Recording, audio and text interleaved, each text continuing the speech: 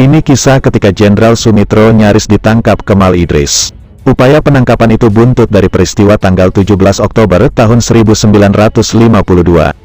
Sumitro yang dimaksud adalah Jenderal Sumitro yang kelak jadi Pangkop Kamtib di era Soeharto sudah jadi presiden. Peristiwa tanggal 17 Oktober tahun 1952 itu sendiri adalah peristiwa di mana Kepala Staf Angkatan Darat yang saat itu dijabat Nasution dan 7 Panglima Daerah meminta Bung Karno agar Dewan Perwakilan Rakyat sementara dibubarkan. Bahkan dalam peristiwa tersebut, Kemal Idris, salah seorang perwira Angkatan Darat mengarahkan moncong meriam ke istana. Dalam buku biografinya, Dari Pangdam Mula Warman sampai Pangkop Kamtib, yang ditulis Ramadan KH. Sumitro bercerita, sebelum peristiwa tanggal 17 Oktober tahun 1952,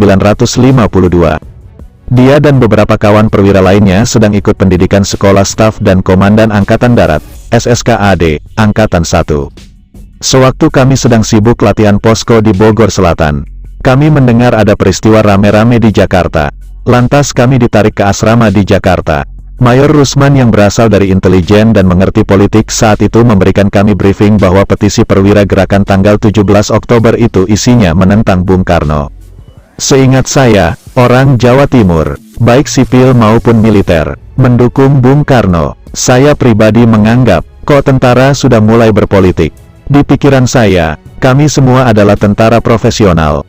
Kami berasal dari peta, bukan mahasiswa atau anak sekolahan. Kami adalah inti TNI. Jadi, peristiwa semacam itu, yang sudah melibatkan tentara dalam politik. Kami tentang, tutur Sumitro dalam buku biografinya. Karena Sumitro dan beberapa perwira lainnya menentang gerakan yang dimotori Nasution dan kawan-kawan. Dia nyaris akan ditangkap pasukan Kemal Idris.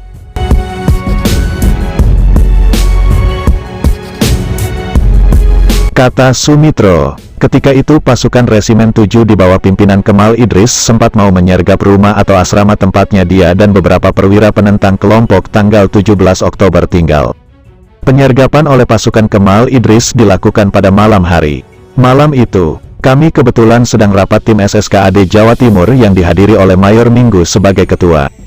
Mayor Rusman, Mayor Bambang Yuwono, Kapten Siswadi, Kapten Bowo, dan saya. Ketika pasukan Kemal itu datang, mereka salah alamat, yang digerobyok malah rumah di muka rumah kami.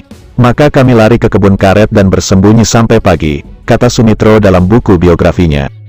Esoknya, Sumitro diperintahkan Mayor Rusman untuk melapor kepada Letkol Abimanyu Komandan Resimen 18 yang berkedudukan di Malang, Jawa Timur.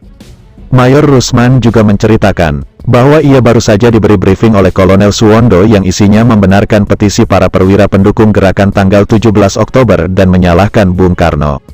Maka saya pun keluar dari tempat persembunyian dengan mengenakan pakaian preman.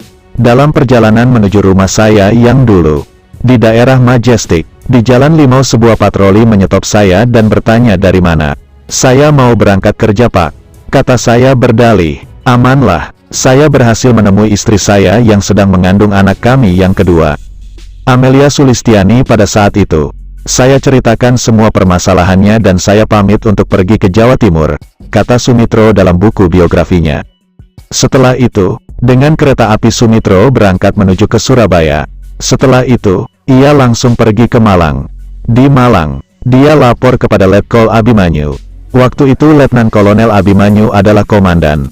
Dik Mitro, kata Letkol Abimanyu, kalau sampai terjadi coup, Dik Mitro saya beri 3 batalion supaya dipimpin masuk ke daerah Jakarta Raya untuk membela pemerintah pusat, kata Sumitro mengenang kembali saat ia nyaris saja ditangkap pasukan Kemal Idris.